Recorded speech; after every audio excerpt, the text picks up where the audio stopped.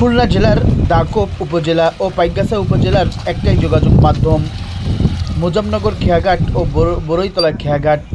আর প্রতিনিয়ত সাধারণ যাত্রীদের যাতায়াতে দুর্ভোগ পোহাতে হয়। আপনারা দেখছেন কতটা কষ্ট করে প্রতিনিয়ত জীবনের ঝুঁকি নিয়েই পারাপার হতে হয় সাধারণ জনসাধারণের।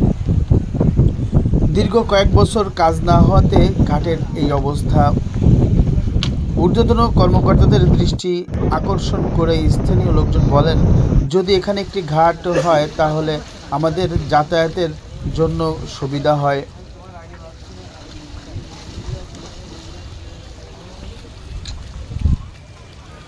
প্রতিনিয়ত এত কষ্ট করেই তারা এখানে যাতায়াত করে। আমরা এখন কথা বলবো যাত্রীদের সঙ্গে। এই যে আপনাদের যাতায়াত করতে কোনো কষ্ট হয় কিনা এই যে ঘাটের এই বিষয়টা?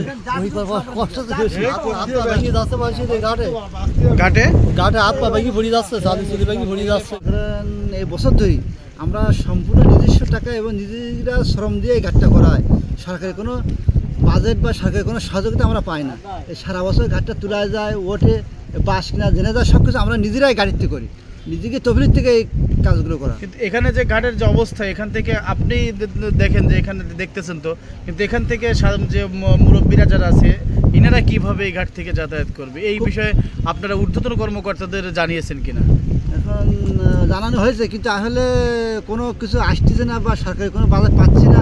এখন যতদূর সম্ভব আমরা করতেছি। আর মুরব্বীরা আসলে খুবই কষ্ট হচ্ছে যাতে, আর বিশেষ করে মহিলাকে মানে কষ্ট হচ্ছে যাতে গেলে।